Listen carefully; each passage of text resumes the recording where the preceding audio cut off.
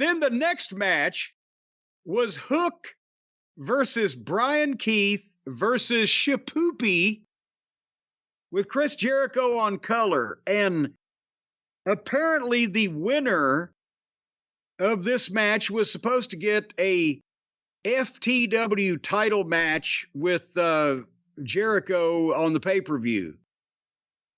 And now Jericho is calling it the For the World title. It's for you.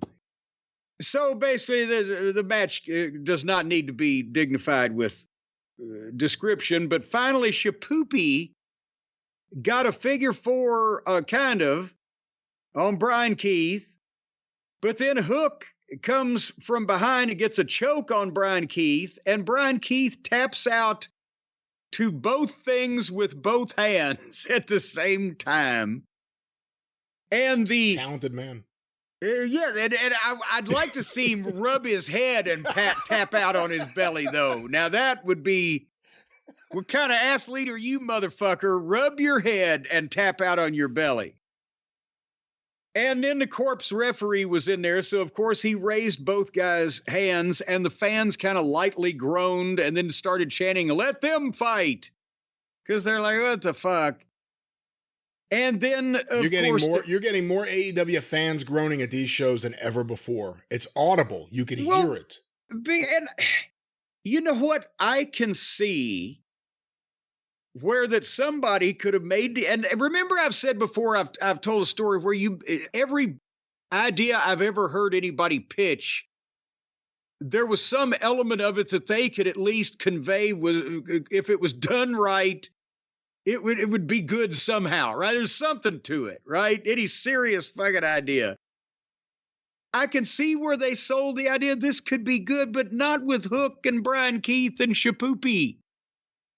If you had done this at one point with Ric Flair and The Undertaker and Shawn Michaels, I don't fucking know.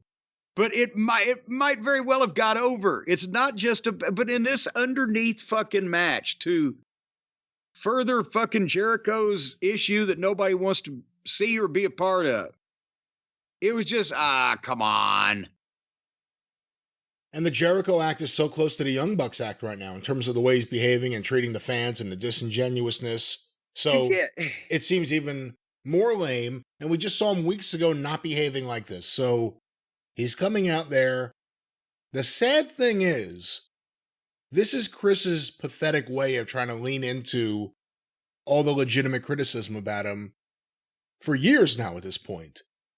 Because he thinks that, well, yes, whenever they say that on Twitter or they say this on the air or whoever says this wherever, well, yeah, that's what I'm doing. That's what I'm going for. No, it preceded the gimmick. The cart is following the horse's ass or something like that. Yeah, please retire is not a chant for an endearing heel or a heel that you boo, but you may still want to see him on TV get his ass kicked. That's for someone you want off TV. Someone as a fan, you groan and go, oh, it's the Jericho segment. And, slowly but surely, reality's starting to slap Chris Jericho in the face because he's lost the AEW fans. And just like Tony's booking, this ain't going to get better. This is going to get worse. He's been in an endless midlife crisis since before he was in his midlife crisis. So now he's going to really start being desperate, and it's going to be bad stuff. That's what I would think. Are you saying he's had an early life crisis? I'm saying he went into his midlife crisis like in his 20s. It was something he was running from. And I think now it's really, really bad, and he's having a tough time. Someone who always had the good graces of a lot of fans has burned that out. And now he has to try to survive without a rabid fan base for him. He hasn't really had that before. Do you think that translated to the production truck or even Tony at this point? Because after the match, Jericho's on the mic and he's doing the cheesiness. Well, thank you very much. And I'm great and blah, blah, blah. And Tony Schiavone, at first I thought, can he hit his mute button? Does he not know his mic is on his headset? But he was talking like he's talking to the producer. And then he says it while Jericho is still talking. I just got a text from Tony Khan. It's a 3-way for the FTW title because there was 2 winners of the match, Hook and Shapoopy.